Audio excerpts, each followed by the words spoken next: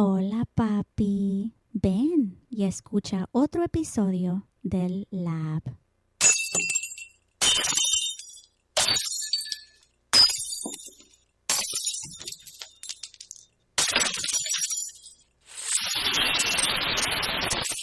Law-abiding biker media.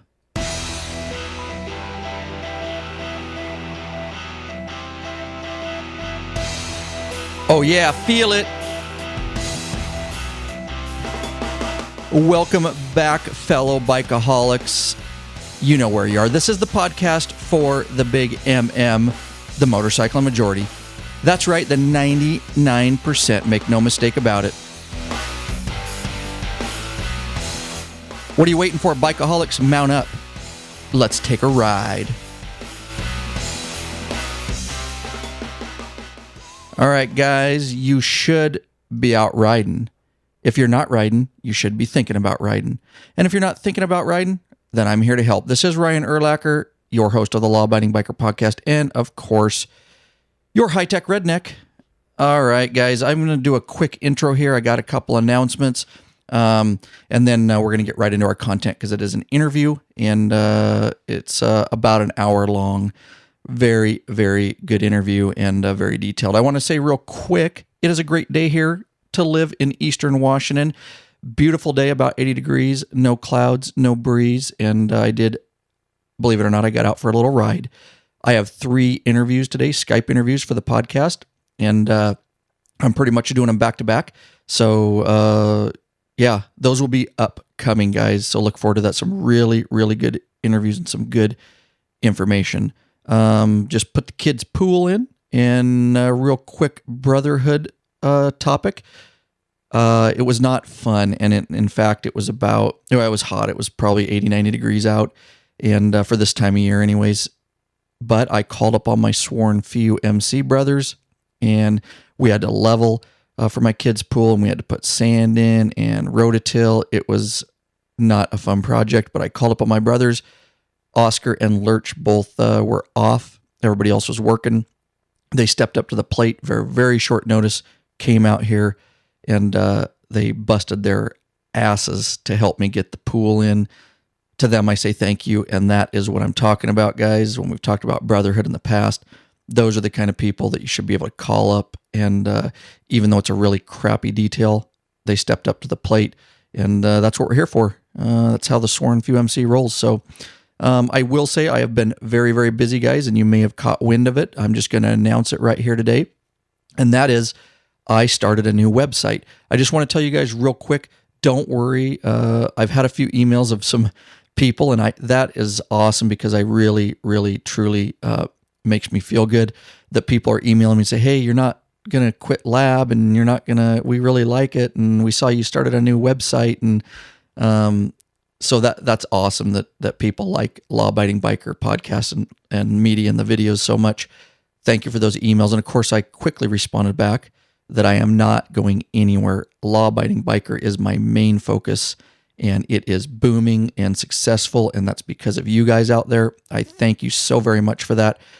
The other site I started, it's a completely on the side deal. Of course, I have literally dedicated hundreds and hundreds of hours into that. But it is a side venture. But again, my main focus will remain here. This is where it's at, and it's what I truly love. It is my passion. The new website is yourhightechredneck.com. And of course, you guys know why it's named that, because that's what Lurch has been calling me forever. And that's your hightech, HITECH, redneck, yourhightechredneck.com. And all that is a blog over there. And I do a lot of techie stuff when I have time, when I'm not busy with Lab. However, I really buckled down over the last couple months, and I did a whole entire, very thorough video tutorial series on how to learn to podcast. So if you guys know anybody who wants to podcast, I did a bunch of blogs over there. And again, I made this whole course, and it's really awesome because you can do it on your terms. So basically, you can get the first video when you're comfortable with that, or as your budget, allows. You can get the next video tutorial series. It's like I'm sitting right there with you. I guarantee it. You guys know the products I make, and I guarantee if you don't know anything about podcasting, well, it will get you up and running. I guarantee it by the time you're done with that video tutorial series. I have a lot of free videos out on YouTube, reference podcasting, and just so send people over there. If you hear people that are interested in podcasting, a lot of good information over there. I'll keep putting stuff in there. And again, the entire series you can purchase over there. I kept it very reasonable. That's why I wanted to do a course like that. There's a lot of really, really expensive learn to podcast stuff out there, like thousands of dollars. I wasn't going to do that. I kept it very reasonably priced so that the average person can learn to podcast. You can start out real humble, and you can, I started out pretty humbly. You guys remember my beginning days. And of course, you can get really, really professional too, like we're getting here at Law Abiding Biker Media, and here in the studio. You can get a lot more pro grade type equipment and really up your game as far as that goes. So anyways, yourhightechredneck.com, guys, don't worry. That is my site. I am doing some techie stuff up there. I'm going to do blogs. I'm going to do more than just podcasting over there, but it's going well. Check it out if you want, and send people that way if you want to learn how to podcast from the ground up.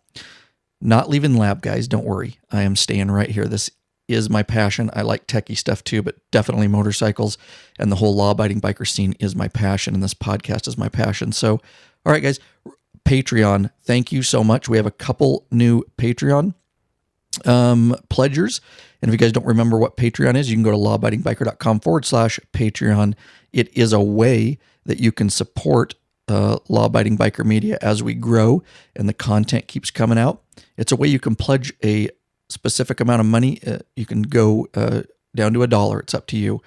And we appreciate anything. You can pledge a certain amount per piece of content I put out. So a podcast or a video, no risk, guys, because you can put a cap on it. So if you don't want to go over a certain amount a month, if you are worried that there's going to be a lot of content put out, well, don't worry about it. You can put a cap on it. And that way you don't have to worry about going over your family budget. But a couple new Patreon pledgers, I should say. And I just want to throw them out. And that is John O'Keefe of Ireland. Thank you, John. Big supporter of the show. And Todd Morell of Seattle, Washington. And of course, we had some other pledgers before them. So we're growing over there. I want to thank a couple people for donations. They're coming in, and thank you guys. Robert Hendricks of Checotah, I believe it's Checotah, Oklahoma. Checotah, Chicotah or Checotah, Oklahoma. Thank you so much, Robert Hendricks, for being involved and donating. Glenn Sagalarto of, I'm sorry, I'm mutilating that, but he is from Campbell, California, and he donated. And we've got some others I'll talk about in some upcoming episodes. But thanks, guys, for donating.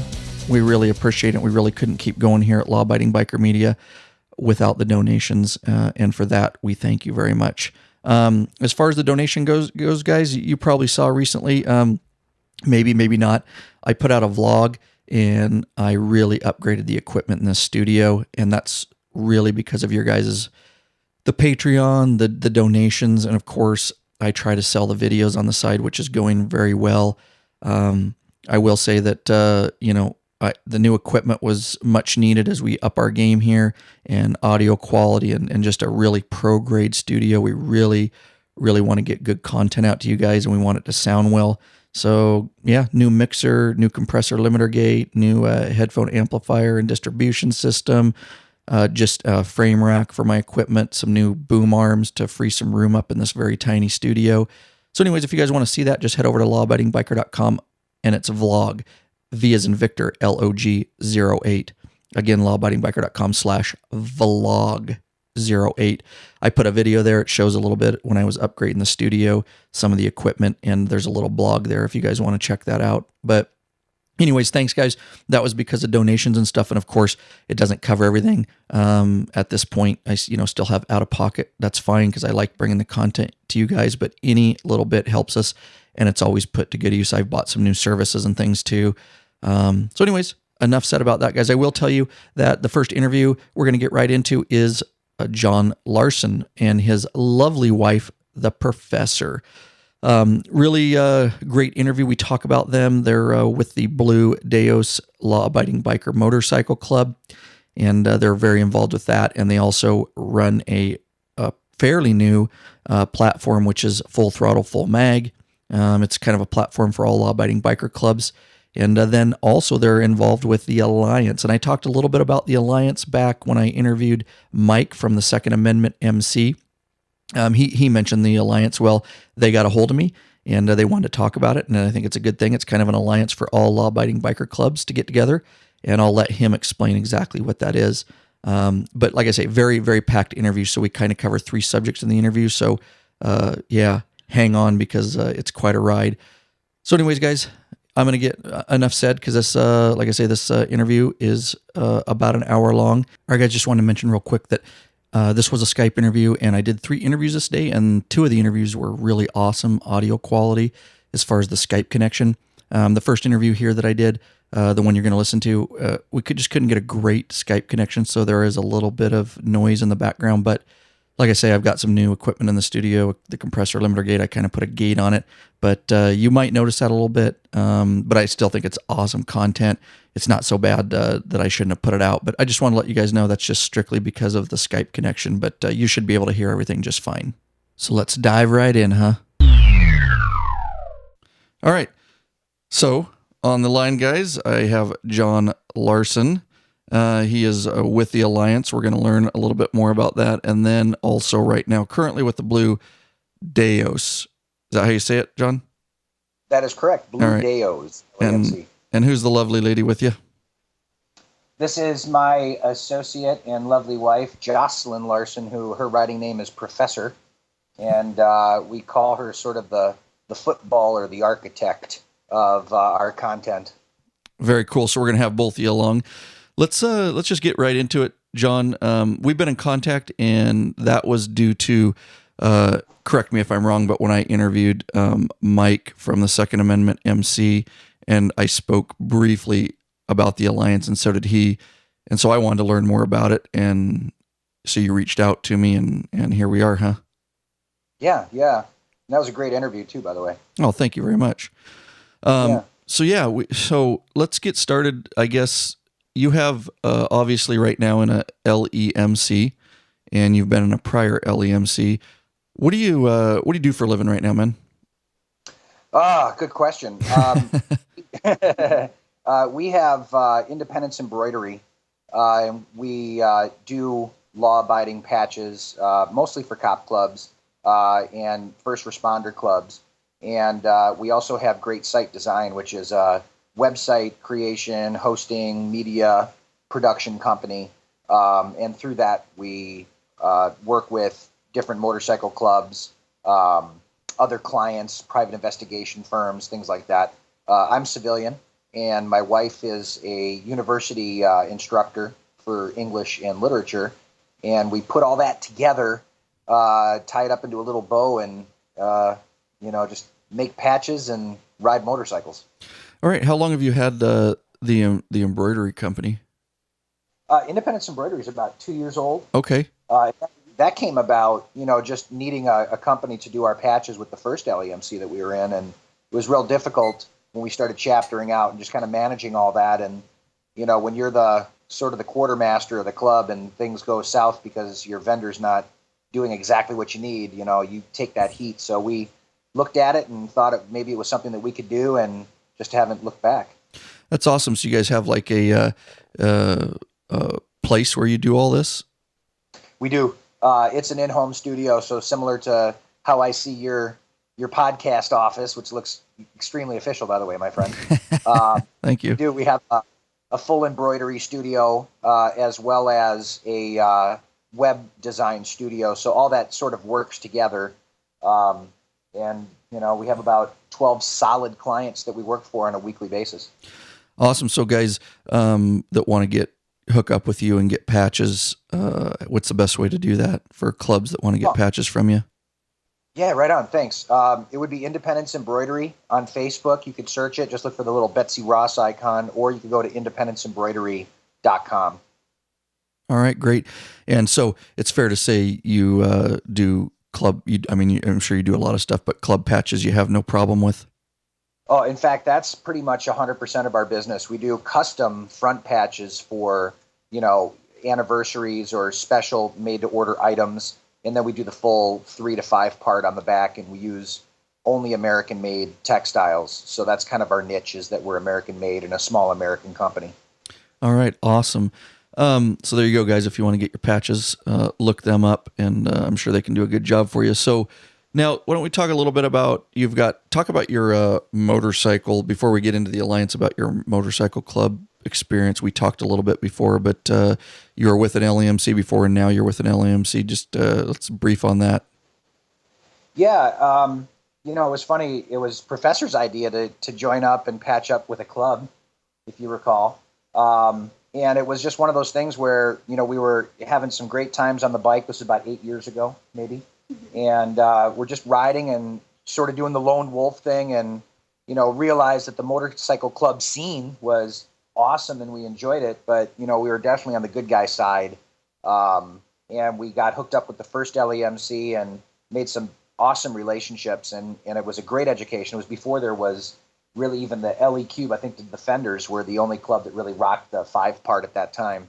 And we just started to ride, and we saw it was a good fit. And because of what we do professionally, we were able to elevate the club and do some great marketing. And then took a little bit of time off. As clubs grow and they kind of grow out of control, it's nice to step back and sort of let the dust settle. And we decided to then move into a smaller kind of situation with the Blue Daos, and partnered with our friend Lobo, who's the international president, and just sort of enjoyed the riding aspect of it, and just staying in touch with all these great clubs that we've created relationships with. Now, where are you guys based out of? Owensville, Missouri, central Missouri, in the middle of nowhere. We got a beautiful little 16-acre farm, and we got horses and some goats and chickens. Oh my! Oh, very nice. Yeah. Now, how long the Blue Daos, how long have you guys been in existence, or when were you founded? I would say we're going on our second year, maybe 2.5 years. Was founded in Missouri. We have a chapter in Tennessee. We have a chapter in Florida, and we have a chapter in Ireland. Oh, very cool. So an international chapter. Yeah, those guys they rock out. Yeah, Sean. Yeah, they really do some great charity work, and on average raise about 40,000 euro a year for premature babies. Oh, that's very cool. Now, your chapter, the one you're with, how large is that chapter? We're called the Grand Pack. Okay. The Blue Daos have been kind of modeled after. Well, you could speak a little bit about how we modeled. Yeah, the Grand Pack is kind of like a round table in that we've got the international president, who is the founder, and then ourselves, and there's a vice president, a master at arms, and then one other sort of board member. And we aren't a chapter as much as we are the kind of round table for the whole club. So in the Grand Pack is sort of every single member of the club. And that's just, to guarantee that there's never any kind of favoritism for any one particular chapter, and no mother chapter sort of favoritism. So. Oh, very cool. Now, when you guys, I guess, I got a little Skype noise there, but looks like we're okay. So when you guys, I guess you broke off the other LEMC, and then you wanted to start your own, so to speak. How did that kind of come about? A huge learning experience, I'll tell you that. We went from a half a dozen or so guys upwards to 300 members in the club and about 16 chapters. And with a huge nomadic population as well. A lot of guys downrange wanted to suit up, and so there was just really great comms and awesome brotherhood, and like all families, there's drama, and I think the the drama-free club is a myth, and so we had to endure a lot of that, and because of just sort of like competition and misinformation and sort of wanting to be in the spotlight, there in the last year it started to go south a little bit, and it was almost like watching an episode of Survivor. And you see people sort of teaming up together and getting alliances within a club, and it started to go in that direction. And both Professor and I just thought, it'd be great just to take some time off, step back and see how strong and firm the foundation really is. And there's still some successful chapters in that organization too down south, and they're doing some great things and raising money and doing some great things for people. But Lobo was in that club with us. He was a president of one of the chapters. In fact, the original chapter, he was the president of, and he wanted to start something new as well, something a bit more family oriented, not so much all about running and gunning, but more, an environment where we can invite our families and enjoy some family time as well. Now, was that a big decision for you guys to do this? I mean, was it thought about for a long time? Yeah. Yeah. Yeah, it was huge. It was huge, yeah, because some of the relationships that we made, I'm sure how often your phone's going to ring during a day. And it wasn't a job. It was what we did as a hobby. And the phone would ring 20, 30 times a day. And, we just seemed to have close-knit relationships with everybody as we vetted out every chapter. And when that disconnected, it was a loss. I mean, it was 4 years worth of, blood, sweat, and tears, and, a lot of love and a lot of hard work. And I think the hardest thing was for our kids. We have 4 kids who all had developed these relationships. And I don't know, it just seems like sometimes when you leave a group like that, they kind of enclose off, and, because you're not wearing the patch anymore, you're no longer, connected that way. And that was probably the hardest part of it, was accepting that in order to get our lives back, really, we had to, end these relationships for our kids, and that was tough. Yeah. Was there, I experienced some of that, but was there, would you say, a little bit of the prior club that you were with a little bit of standoffishness or jealousy or anything like that? I experienced some of that and I wasn't expecting it. Yeah. Well, it's funny because all of the effort that we put into marketing and kind of getting the message out there and attracting people to the club was Professor's football, so to speak, as she was the architect of the storylines and the videos and the scripts and whatnot. And we ended up, creating Full Throttle, Full Mag, which is a media company that's just out there to promote clubs and promote what they do. And so we started to put that effort towards that, and started making videos for that. So that sort of took place, that void we had of having fun putting the message out there. But it was tough when we would hear maybe 6 months, maybe even a year after the fact, maybe you fall out of touch, you get a call from somebody, and it's like, hey man, I haven't talked to you in a while. What's going on? Oh yeah, no, hey, I didn't believe any of that stuff I heard about you. Yeah. You know what I mean? And you're just like, oh my God. And you can't prove a negative. So if somebody says you did something or you were about something, all you can say is, no, I didn't, or no, I'm not. And that's as far as it can go. And that's even if you want to justify misinformation. So I think that was the biggest lesson that we learned, was no matter what standing you're in, when that sort of thing happens, it's a very difficult situation to hold your head up. Yeah, there's this strange line because, so many clubs, our former club included, have that line in the bylaws that say you cannot discuss club business with, anybody outside the club.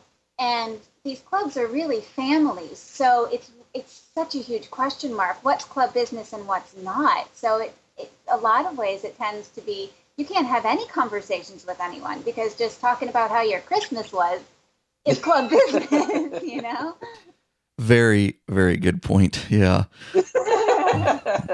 Yeah, Ryan, how was your Christmas? Yeah.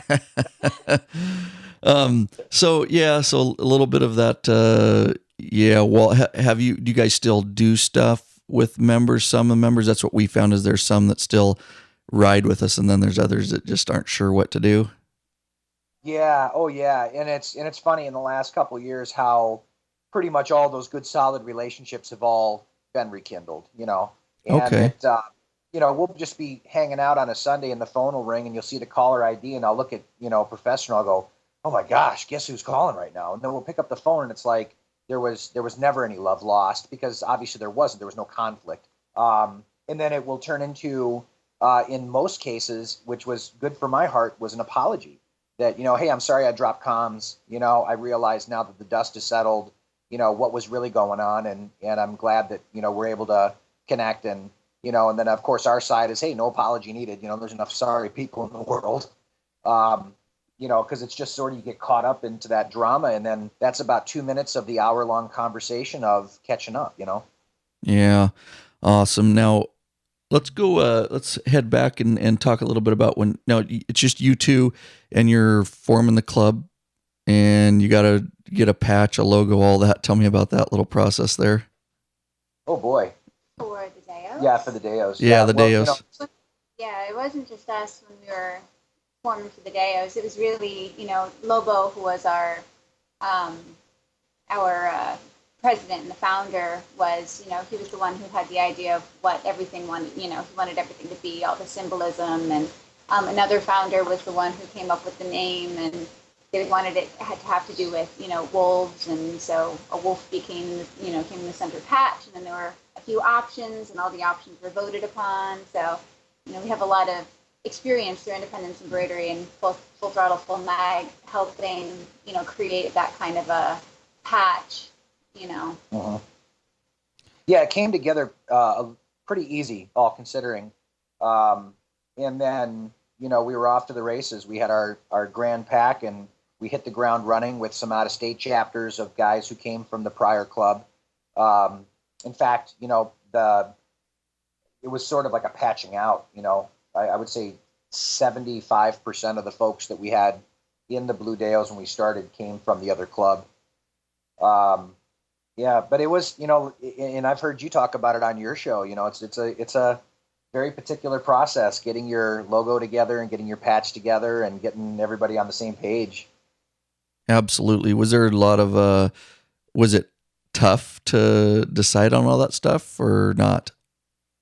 Well, Professor did most of the artwork. Well, kind of. I mean, it was just about finding, options and then putting it in front of a vote. And it did go back and forth a lot. We'd get to the final step, and then somebody else would say, oh, well, I think it should have this in it. And, well, what about this? And so it was difficult, especially when we opened it up to everyone. Since we started before we had a patch, and we started with so many people, we, opened up commentary after the founders, the 5 founders, agreed on what they thought was the best patch. We opened it up to the club, and then, the club had all of their input, and of course everybody, thought something different. So that was tough. Yeah. And so, hey, I was looking online here while we were talking. Your patch, now do you guys have a website, the Blue Daos, excuse me? Yeah, we had a website, and it got hacked, and everything got taken down. It was the craziest scenario. And we, we're sort of like built, trying to look at all the evidence, look at all the footprint of it. And it's very possible that, I don't know if you saw in like the last 3 months, there was a virus that hit Amazon and Google and I think PayPal and a bunch of sites that had login, and it was all about an SQL flaw. It had something to do with security, like an SSL layer or something. And we think that it's very possible that somehow we got hacked by that. So we're in the process of rebuilding the site. The domain is up, bluedaoslemc.org, and we still have all of our content, but we're going to have to, kind of revisit a new template and get that all together. Okay. Yeah, I wanted to ask because that's what happened to me. I pulled it up and it's got an error, so I just want to make sure that is your site. Yeah. And you guys are working on it, so not on my end apparently. Right on. We have a really great Facebook page. I think it's like 3,000 plus followers on it. And it's Blue Daos LEMC, and the Blue Daos is one word. So if anyone wants to check out that Facebook and show some love, by all means, please do. Absolutely. I'll pull it up here while we're talking. Now, what's the requirements for the Blue Daos as far as membership? Do you have to be, because it's an LEMC club, do you have to be LEMC, or is it public service, or explain that a little bit? Yeah, absolutely. It's a combination. The chapter has to have 51% or better cops in the club. Each chapter, including the Grand Pack, needs to be a cop in the the head of the table, and obviously, like-minded. If you're civilian, I'm civilian. Prof is civilian, and we have a pretty rigorous prospecting period. That's what we learned, I think, from the prior club, is that you really got to take your time, and I've heard you talk about it on some of your other podcasts. That, in fact, just recently, you made the great point that if you bring guys in and you start rocking your numbers, you really do lose a lot of that control. So that's that we're real, we keep our mind on that. Sure. What is as far as if somebody was looking at now knowing those requirements a little bit, but if somebody was looking at starting a chapter somewhere or wanted to, what's kind of the process on that? For chapters, we're looking at a minimum of 3. So you'd have your president, your VP, and your secretary, and you could combine treasurer for the beginnings of it. Again, the 51% LE would have to be in place, preferably 5 as an executive board. We'd be looking at a 6-month at least prospecting period. And they obviously wouldn't become a full-on chapter until after that 6 month, and there's a vote. No center patch would be issued during the prospecting period. It would just be the rockers and the cubes. And it would be a lot of proving ground. Sure. What kind of vote does it take to if they made it to vote them in? Is that 75% or is it 100 or? Yeah, we do majority. I mean, if somebody came up with a negative, we'd, put a halt on the process, and, we'd have to almost start from scratch, and, we'd be looking at doing an investigation, at the very minimum. But it really does come down to the presidents. We're very much a round table in the Grand Pack. So if all members of our club really are part of the Grand Pack, it's the presidents that would obviously cast those votes. But like, we're small, and kind of like how we talked about a little bit offline, we like it that way, and we don't really have a whole lot of ambition to grow and start throwing chapters around at this point. Right. I like that. Do you guys have any in the process right now, or are you just stable right now where you're at? We're stable. We got some good cons coming in, down in Florida. Florida is just a real busy state for bikes, obviously, with the weather and all. We have California. There's some play happening there. Again, it's a year-round riding season. So, and that's where we're sitting right now, is just with the chapters that we have, and just watching activities and events happening in Florida and in California.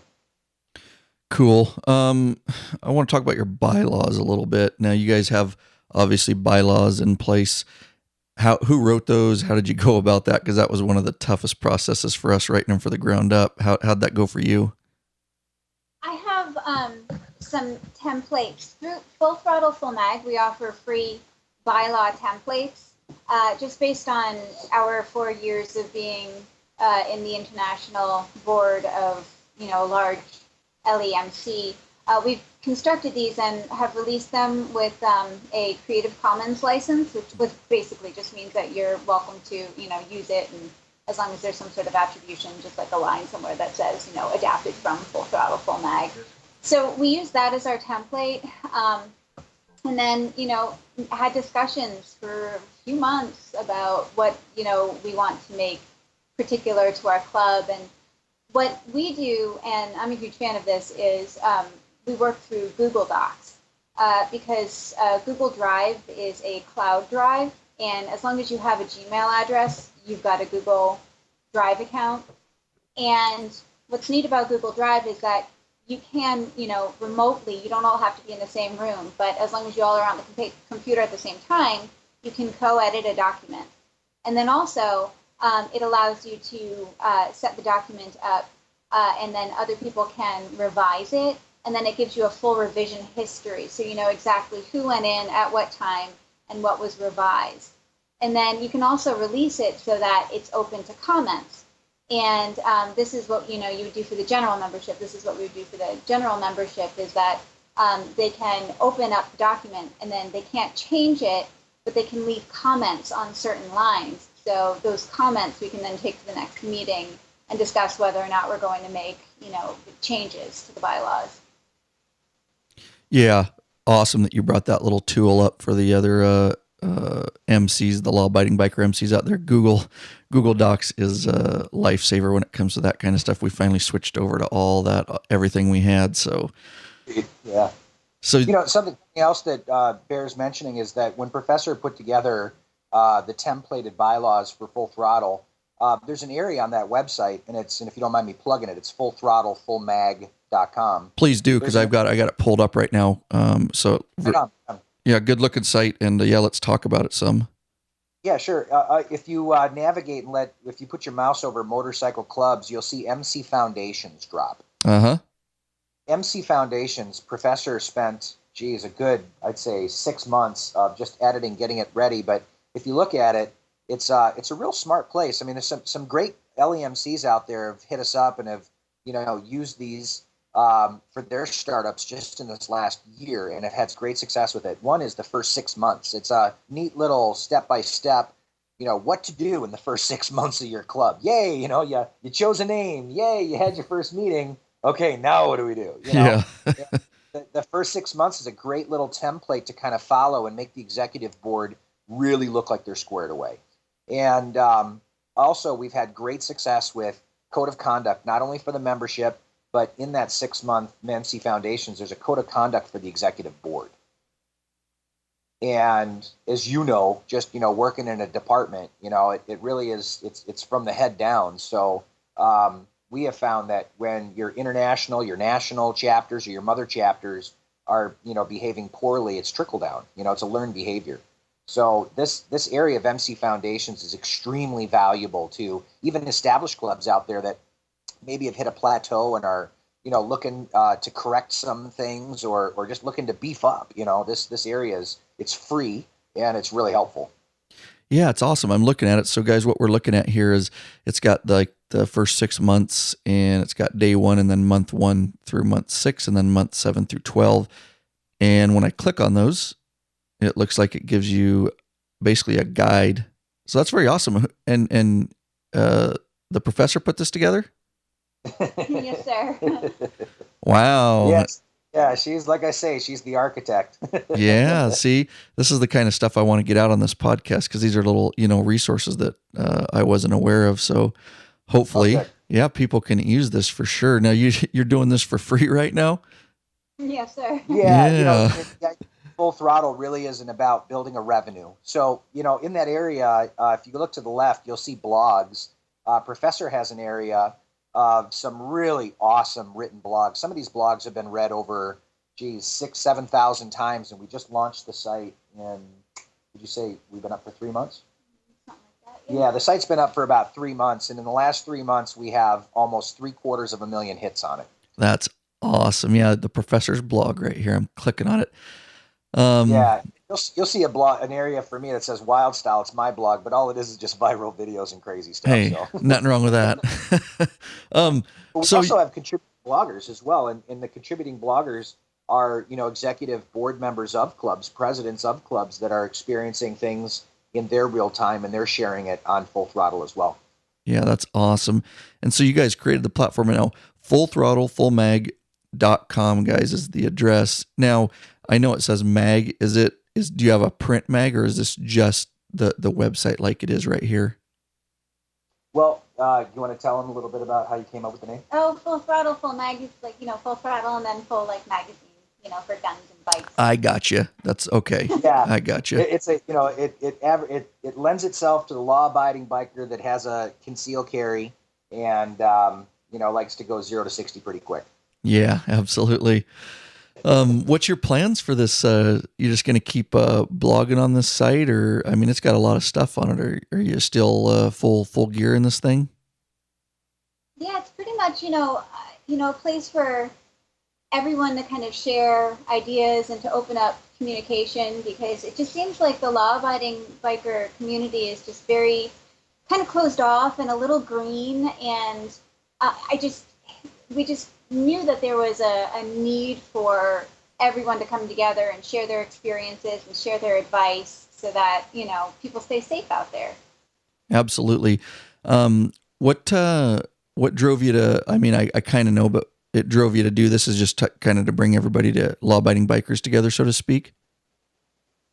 Yeah, it was all that work that went into the first club. We had such a vacuum when that stopped, when the phone stopped ringing 25 times a day, and when the video production slowed down, and we were just kind of looking at each other going, wow, we have all this content, we have all this know-how, and we've been in this little fishbowl environment. Why don't we move outside of that, and why don't we start helping some other people? And no sooner did we do that. I mean, we were on the independence embroidery thing first. We started helping some clubs, and we realized that by dealing with executive boards of clubs through their patches, we were also extending some of our experience and helping them avoid the potholes. And that's sort of how that connection was made. Okay. That there's a lot of backbiting and a lot of infighting happening in the community, and it seemed like it was lack of knowledge, lack of information, and closing off that was really causing it. What would you call that? Secrecy and misinformation and backdoor communications, and it was destroying morale in club after club after club, and it was really sad to see. So we wanted something that, rather than closing off, like, no, you can't see my bylaws, or no, you can't find out anything about my club business. We're kind of putting it out there, not necessarily club business, but our experiences, so that other people don't fall into the same kind of traps that we found ourselves falling into, and that we saw a lot of our friends fall into. Yeah, that's great. Yeah, it's great that you guys are putting that platform out there. I do like it. And now I'm looking on the website. Is there any resources that you want to talk about besides the day one and month one and all that? Or am I missing anything else? There's a donate button on there. Oh yeah. Uh-huh. And the donations, we found, and this was through Mike Petrie, by the way. He hipped us to this. It's called GoFundMe, I believe.com. And GoFundMe is a really great organization. You can set up a free account, and I think you can set up, maybe a half dozen free targets. And what we've done is we've set up a couple of GoFundMes. One is for the Alliance, which I know we're going to talk a little bit about. One is for Keeley, who is an honorary member of the Blue Daos. He's a quadriplegic kid who woke up 21 years as a quad, and we'd like to point some energy that way. It's 100% of the funds after GoFundMe takes their money, which I would imagine is, a few percent. Yeah. So, I mean, if people want to check that out and support some of the targets that we have on there, and then we'd encourage others to check out GoFundMe for their own organizations. It's just a great way to stay out of the finances. It's completely transparent, and really full throttle. If it's anything, it's there to help clubs, bring the community together, and then shed some light on some people who might need some help. Yeah, I'm looking at it here. It's I clicked through on the GoFundMe from the website. The Keeley Fund. Keeley, that's our little nickname for Keeley. His name's Albert Keys. His dad was a St. Louis captain here, career cop, and he grew up in a law enforcement family. And he went out to get his grandma a sandwich, and some guys stealing an SUV T-boned him in a real busy intersection here in St. Louis. And $1.2 million later, he regained the movement of his arms, and has trouble with his fingertips. But the kid is smarter than and more mature than most people I know. And he's technology savvy. He's helped us a lot with some of the web properties that we work on, and he's just really a good, solid individual. He needs 24/7 care. We visit him every Wednesday, our family does, and we bring the kids over there, and we have a nice little chili cookout or something every single Wednesday. And his dad passed away just before the new year, so he's kind of the man of the house now, and he's got two younger brothers that are still in high school. Yeah, they're still in high school, so he could use all the help he can get. Absolutely. Wow. Now, this GoFundMe. So just so I understand it right, and so the listeners do, so you can get set up here, and then everything that's donated is basically going to him. Is that basically your cause? Yeah, you can either select through GoFundMe. You can select one of the charities that they work with directly, and then they kind of, direct deposit the charity or the money directly into the charity after you reach a certain benchmark. But for somebody like Hele, what they would do is they would cut a check directly to his name. So, it would be from GoFundMe, to his name as a charity donation.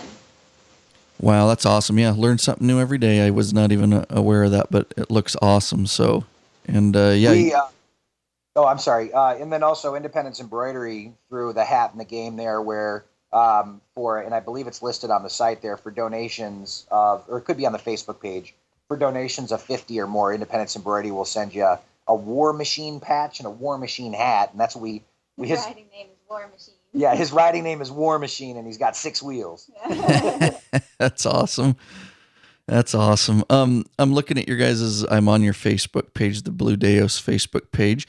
Now, let's talk a little bit about the patch and then kind of what you guys wear. It looks like an LE and an MC patch, and then the one I'm looking at is the Ireland, but you've got the wolf and center patch. Does that have a particular meaning that you want to talk about? Well, the wolf reflects the Dacian tribe, which was in, I'd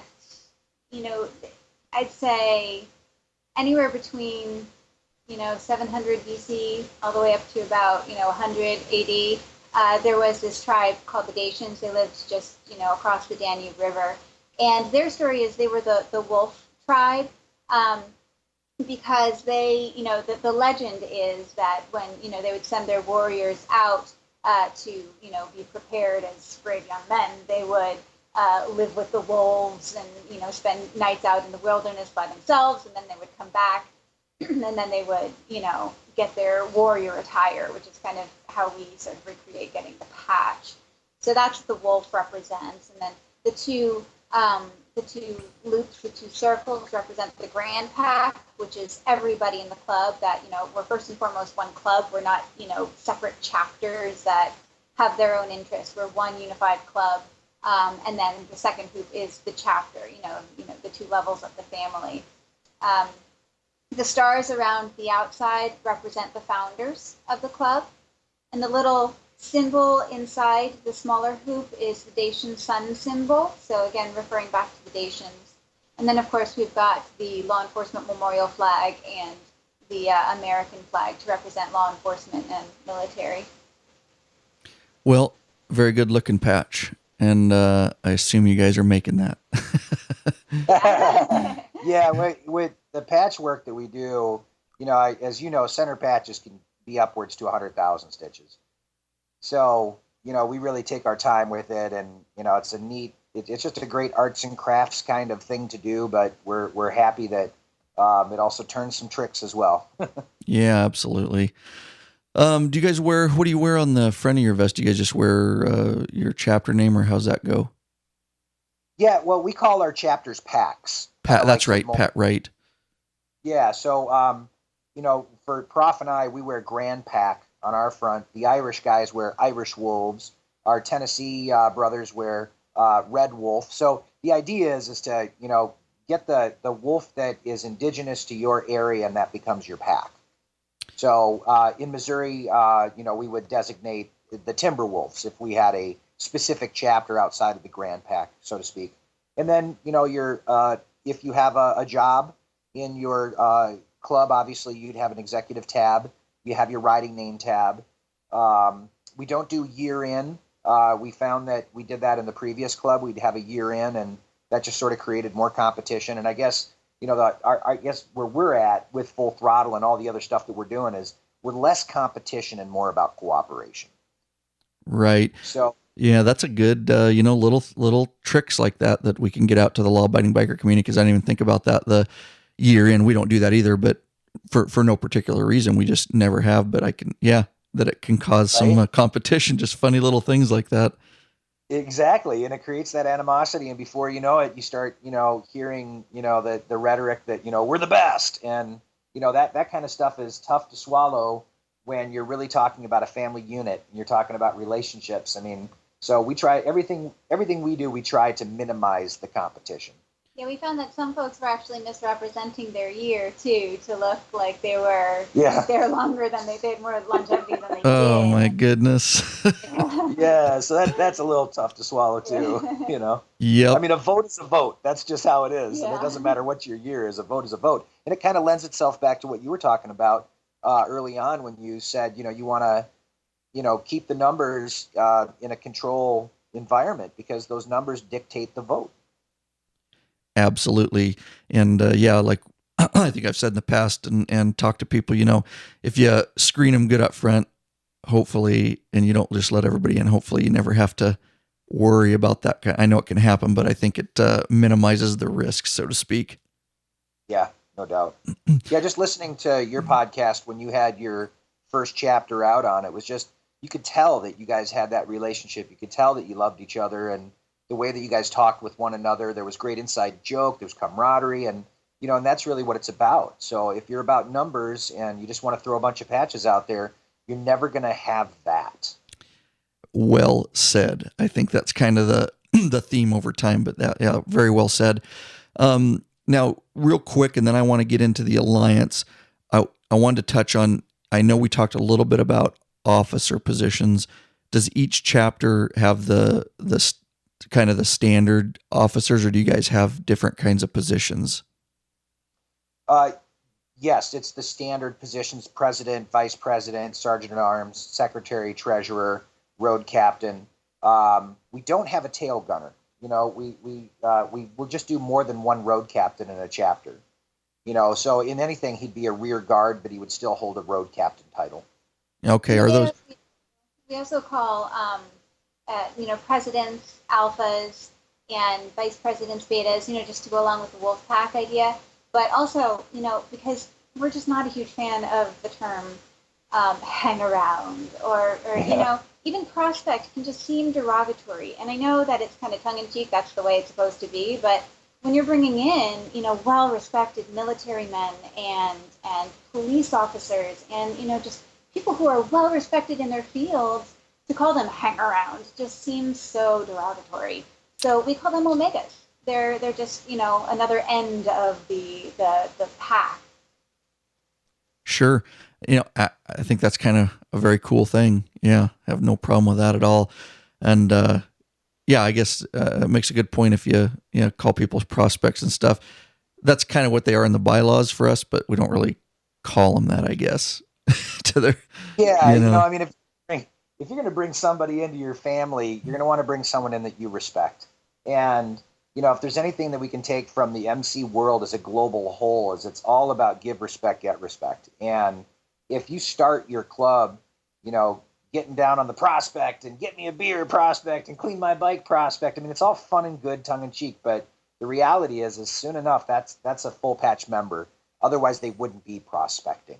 Right. And that respect, man, it's a learned behavior.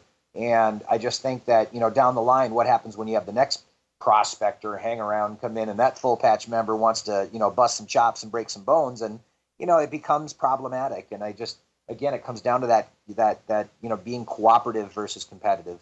Prospects are prospects too. They're prospective members. They're checking out the club. We're checking out them. So it's not so much a problem to call them, in bylaws, for instance, as prospects, because that's exactly what they are. They're prospecting. But to treat them lesser, of course, hazing is fun, and I am a huge prankster, so I really enjoy pranking everyone. But to be derogatory like that, just right. It breeds resentment, and it's not like they forget about it once they put the patch on. Absolutely, it's very well said, and it sounds like you guys kind of do what we do. Yeah, we don't do any hazing or anything like that. Yes, you're a prospective member, but more it's to get to know you before we give you a full patch and make sure you can ride and things like that. So it kind of sounds that's what you guys do too. Right on. Yeah, I mean, we have fun with it. Well, but, sure.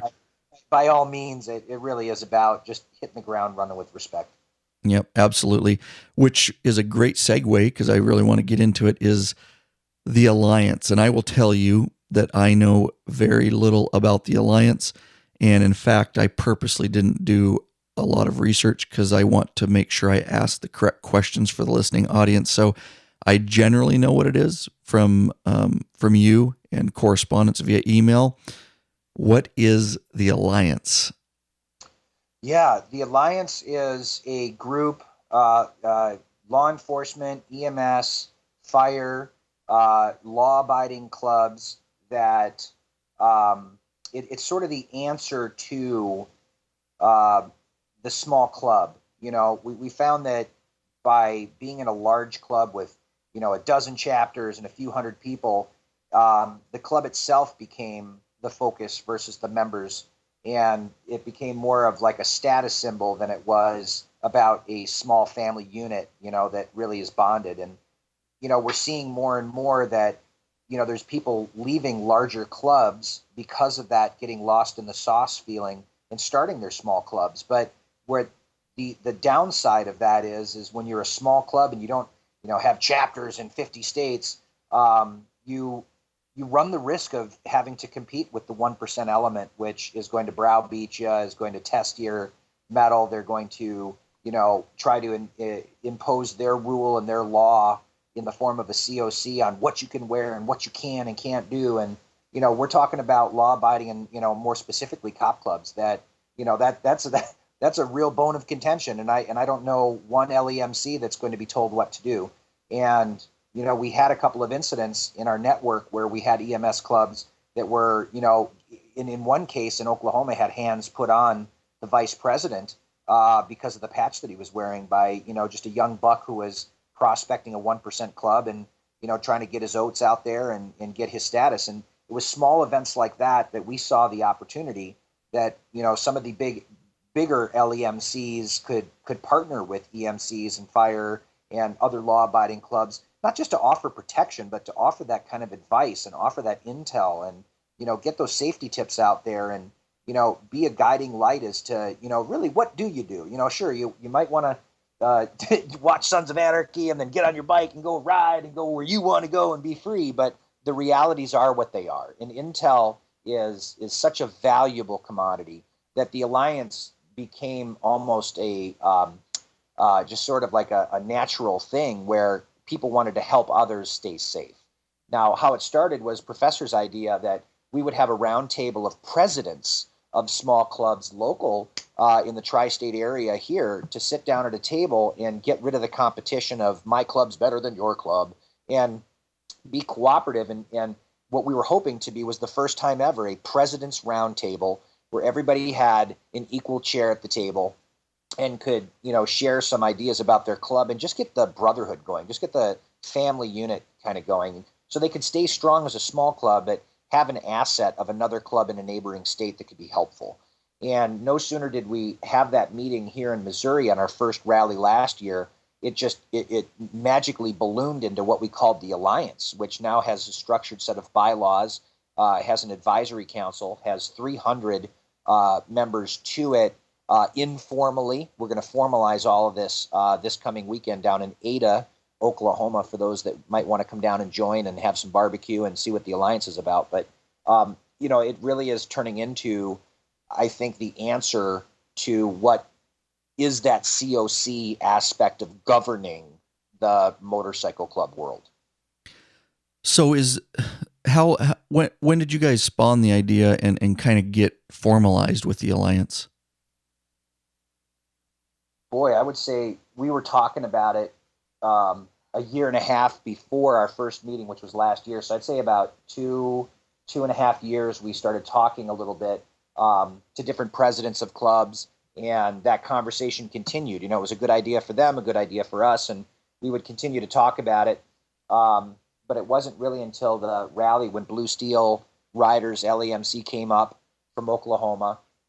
We had some local clubs here in Missouri that came to it, and we put names to the faces and shaked hands and exchanged hugs and kind of hit the ground running. So the Alliance is basically, to kind of put it in a wrapper here, it's a large organization, and law-abiding biker clubs, any law-abiding biker club, I suppose, can seek membership with the Alliance? Yes. And again, we're kind of in the, infantile stage of it where, this coming weekend, we're going to vote on the bylaws, confidence in the leadership of the advisory council. So there's, I believe there's 5 of us, all from different clubs. And there's a patch that we all wear. It's a 4-inch circular patch that has red, white, blue, and green in the coloring, has a big A for the Alliance. And, it's slow moving. There's no dues. There's no financial structure to it. Everything is transparent. Most importantly, the Alliance is there to be supportive and not directive. So we're not aiming to be a organization that tells clubs what they can and can't do. We're just an organization that exists that clubs would be attracted to for that intel, safety, and fun. Does the Alliance have, I'm looking at a Facebook page real quick so I can pull it up, the website? Well, we have an area on Full Throttle, Full Mag. Okay. That we're collecting all of our content. So under motorcycle clubs, you'll see Alliance. Yes, I'm there. Cool. And then you'll see Alliance Rally, which is a registration page that'll talk a little bit more about the event coming up in Ada, Oklahoma. But that's where we're gathering all of our documents. We're going to spin off a website after this second annual meeting, and we'll have a site that will have a list of the clubs and just some great resources as well. Right. Okay. So there you go, guys. If you want to check that out, just go to fullthrottlefullmag.com and then you can go on our motorcycle club. So I'm on it now. Now you guys are pretty much right now, because I know you're just starting pretty much in your neck of the woods. Is this kind of open to anywhere? Yeah, absolutely. It's sort of like an opt-in. We're not recruiting anybody. And it's funny, on the Facebook page that we have for the Alliance as well, it's, on a weekly basis, we'll have a half a dozen, if not a dozen people wanting to join and get eyes on what we're doing. I would imagine after we vote in our bylaws and, we start putting some, concrete foundations in place, it's going to be kind of that poop or get off the pot sort of feel. And I would imagine those numbers may whittle down. They may not, but, we will be looking for active commitments from presidents and looking for, participation more than just a Facebook page for sure. Sure. So the Alliance, it's for all law-abiding biker clubs. And now, what's the date again? You guys, this Ada, Oklahoma. That's when you're going to do the bylaws. Yes, it's June 6th, 7th, and 8th. So it's coming up. That's when we're going to have the rally, and it's being hosted by Blue Steel Riders in Oklahoma, and EMS Road Docs as well. And EMS Road Docs as well in Oklahoma. So they're the pair that's allying to make the rally happen. And that's when we have the President's Roundtable. I believe Saturday morning is when we actually sit around. But the bylaws themselves were penned by Pablo of the Metal Republic, and those are going to be released shortly to the President so that they've got eyes on before we actually get to that President's Roundtable. Who we're a huge fan of, by the way, and I know that you're going to have a conversation with Pablo. Yes. He's just been a massive asset, and this guy, he's got a law enforcement pedigree to him that, would drop an elephant, and he also is a contributing blogger for Full Throttle, but when you go there, you'll see there's documents written by him that is going to be the cornerstone of the Alliance content. And, he's been there, done that, and, we're real happy to have his leadership on the advisory council. Yeah, look forward to the conversation. In fact, later this afternoon, we've got a Skype interview, so that'll be awesome. He's great. Yeah. Now, what was I going to say? If I'm a president, and I am, obviously, but the different law-abiding biker clubs that are listening to this, and they're thinking, do I need to be part of the Alliance? Do I not? What, I guess, in a nutshell, what's the purpose? I guess, what would be, why would they want to join the Alliance as a president or some other officer of another law-abiding biker club? Yeah, that's a great question. I would say, for that perceived benefit of being part of a huge national or international club, you're riding your bike across the states, you're going to go back home and visit some of your biological family and you want to stop off and you want to have, maybe a night and have some beers and some barbecue, and, you will have established relationships with other like-minded clubs that will take you in and enjoy your company and give you that sort of support. That's just one angle. The other angle is, hey, I'm going to Daytona this year, and this is the route that I'm going to take, and was just wondering if anybody's had success with that or if you've had any challenges. And, the Alliance, in our hope is to be able to share that intel and say, yeah, well, watch out when you go through that county because, there's a beehive down there and, you don't want to get too close to it.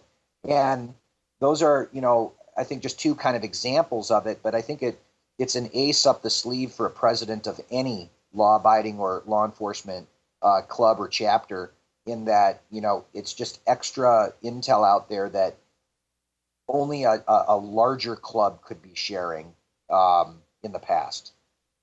Well said. That puts it in perspective, even for me. Like I said, I didn't do a lot of research. So so the intelligence gathering and sharing, and then, like you say, riding across country, and you kind of got brothers all the way across the United States that way.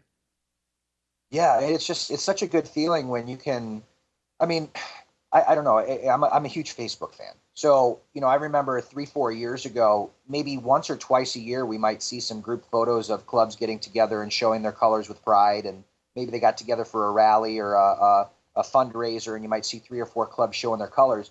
And then, that only happens a couple times a year. And most of the PR and the marketing you see for clubs is all about our club and just our colors. And it might be 3 or 4 guys just kind of, bellying up at a bar and having hot dogs, And what we would love to see, over the next few years is, beautiful colors out there of different clubs that we're just getting to know, and events and riding and, participation and fundraising and just support of one another. I think that's what we're missing. And my 2 cents is the 1% element out there is looking at a lot of what we're doing as cop-out clubs. We join a club, we don't like what's going on, there's a bunch of crap starters, and then we start our own club, and then before you know it, there's 100 clubs out there, and there's no respect, and there's no continuity, and there's no respect for bylaws. And in a way, I can understand that frustration, because a lot of these guys, if you look at the inception of the 1%, it comes from a military background and very structured, and belief in hierarchy and respect in leadership. And although we don't like what they do, and they don't like what a lot of the law-abiding and law enforcement clubs do, there is that element where being organized, being structured, and having that respect goes a long way. And the more we can respect each other, the more we can cooperate with one another, the more we can support each other, the more squared away we look, and the more squared away we are, the more successful we'll all be. Yeah, I was just thinking while you're saying that is, I'm kind of just from looking from the outside in, so to speak, because I talk to a lot of law-abiding biker clubs and different presidents and stuff, and I'm kind of seeing a shift recently. And now that I've learned about the Alliance, it makes me think I've got an interview right after yours, in fact, and that is, I don't know if you listened to the episode with Don Killswitch from the Tempest Riders, all the way back at episode 8, but he is doing similar to what you guys are doing, but it's not really an alliance or a completely structured thing, but he's having a barbecue, and he's done it for several years with all the law-abiding biker clubs over here, kind of in the Northwest area, where he has a summer barbecue so they can all get together and share information and that kind of stuff. So it's interesting. It'll be interesting to see how it plays out with the law-abiding biker scene as we move along. It kind of seems like I kind of get that vibe that people are starting to standardize things, so to speak, and cross club brotherhood and all that kind of stuff. So yeah, and you see so many small clubs. You'll see like a group of a dozen guys that have that previous club experience, and then they're just like, well, you know what, we're the ones who really ride together, why don't we start our own thing? And it's risky, because they still ride with the same habits, they still go to the same places, but now they're pared down to maybe a half a dozen guys, and there is a lot of risk in that, and you're never the biggest guy in the room. And I just think that, numbers certainly create that security, but good numbers create better security. Absolutely. All right, so open floor for both of you, obviously, and if I didn't talk about something or ask anything about the Blue Daos, the Full Throttle, Full Mag, the Alliance, anything like that you want to sum up? Well, you know what, just regarding the Alliance, just one more thing that I'd like to throw out there, because it was kind of a fun process, is the Alliance patch, which is, it's a round patch that has, law enforcement, fire, EMS, military. It's got a triangle and then the 4 colors, then the A. I mean, what's really neat about that patch is that, of course, anybody who's wearing it, you can, if you're at a rally and you see somebody wearing that patch, you know that they've been vetted in. And it's not just sort of a free-for-all, anybody who claims that they're, that they're this kind of a club gets in. It really is scrutinized, and you have to sort of know people, and we have to figure out who you are before you get in, before you actually get that patch. But it's nice to be able to identify somebody that way. But also, it's cool because it was developed over a long period of time with input from, what would you say, about 30 different clubs? Yeah, I would. You go ahead and finish on that. I'm just going to... Okay. This is John. Help me. And then also, just one more thing about Full Throttle, Full Mag is that something else that we have on there is a code of conduct template. Oh, there you go. So code of conduct template, which just, has a code of conduct for executive board members and basic members, and then also associates, which we didn't think was necessary for the longest time, but, unfortunately it came down to some conduct issues, that were scuffles between members. And, we kind of had to learn the hard way that codes of conduct are important, not because they're ever going to be followed, but because you want to have something that you can refer back to when you're mediating disagreements between members. Yeah, no doubt. Since it's open floor, one of the topics that really I took interest in is you were talking about civilians in an LEMC, and I know it's a hot button topic happening lately, and we have a lot of experience with that, being civilians. And in fact, one of the blogs that Professor wrote was about civilians in the LEMC, and we recall we were even surprised that we were invited to be part of an LEMC, considering that the civilians in that original club were behaving badly. And so we were like, wow, they want us? Okay, cool. But as I watch Facebook feeds and I watch people on Full Throttle, Full Mag, comment on these blogs, and some are pro-civilian, some are anti-civilian, and LEMCs. It means a lot to us to be part of a respected group of people. So on behalf of civilians out there that are in LEMCs that enjoy that position, keep your head up, because there's only one way to ride, in our opinion, and that really is with the brotherhood and the respect and with the security that good law-abiding clubs provide. And if you're fortunate enough to be a civilian in a law enforcement motorcycle club, it really does benefit not only you, but your kids and your family as a whole. So yeah, I just want to throw that out there because I appreciate you having that episode and having a little bit of that conversation. And, I think it definitely, there's some standardization that should happen, and there should be some identification as to what you're wearing on your vest and who you are within that club. I think that's, a no-brainer, but having inclusion in some of those clubs that choose to have civilians in their clubs, I think it's a great thing. No, I'm glad you said that, John. And yes, there are a lot of good law-abiding biker clubs out there with civilian members, and you're right. There are some people that it's a hot topic for them, and they're very, very opinionated about it. And I kind of stand. My ground is, hey, each to their own, do what works. And I know there's some clubs that work just fine with civilians. Of course, there's some law enforcement clubs that don't work at all. So it really doesn't matter about that. We chose to go that way, but we had our reasons locally here to do that. But yeah, I absolutely agree. And I'm glad you threw that out there that, there are a lot of good law-abiding biker clubs with both civilian and police officers and EMS and military and things like that. So glad you brought it up.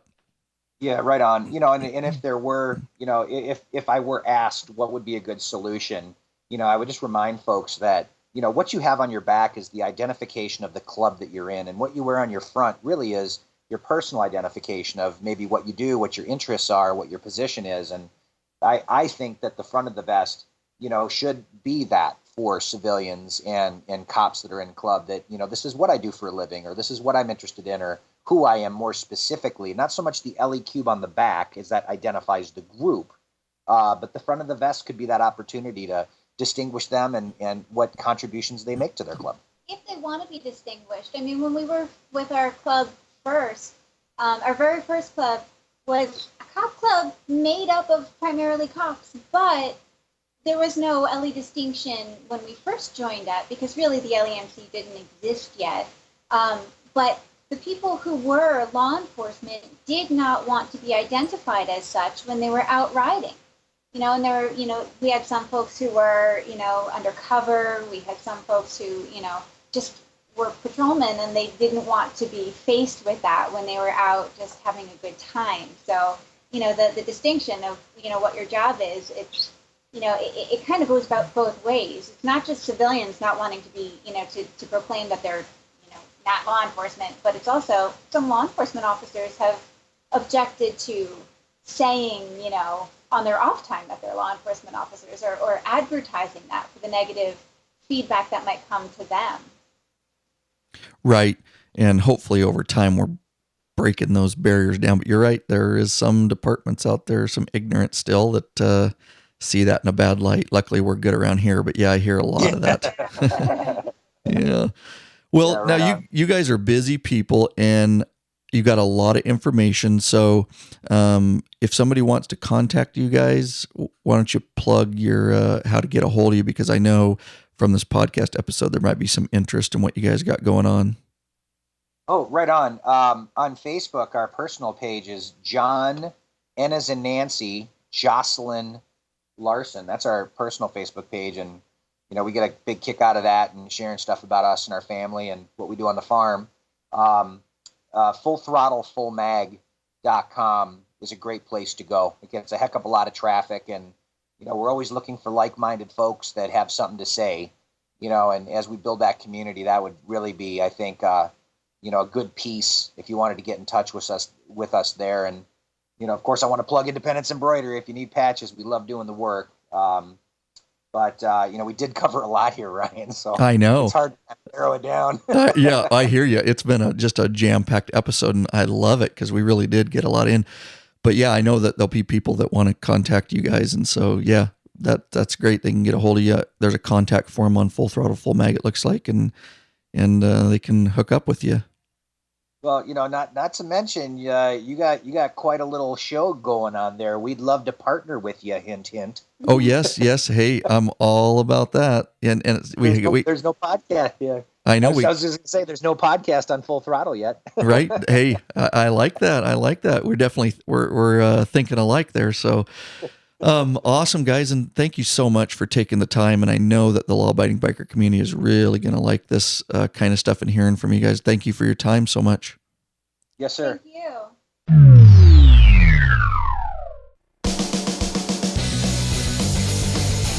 All right, guys, now get out there and freaking ride, huh?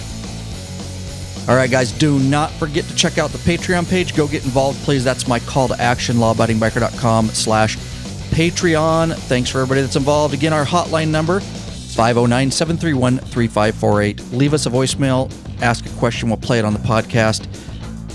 All right, guys, don't forget the internet voicemail, lawabidingbiker.com/voicemail or /voice message. Email or voicemail right at lawabidingbiker.com/contact. We've made it so super easy for you guys. Get involved with the free email club, lawabidingbiker.com/email club. Get everything first, coupon codes, all that good stuff. Rate us on iTunes or Stitcher Radio, guys. Both /iTunes /Stitcher Radio. You guys are the best, and hope to see you on the road, huh? Peace out.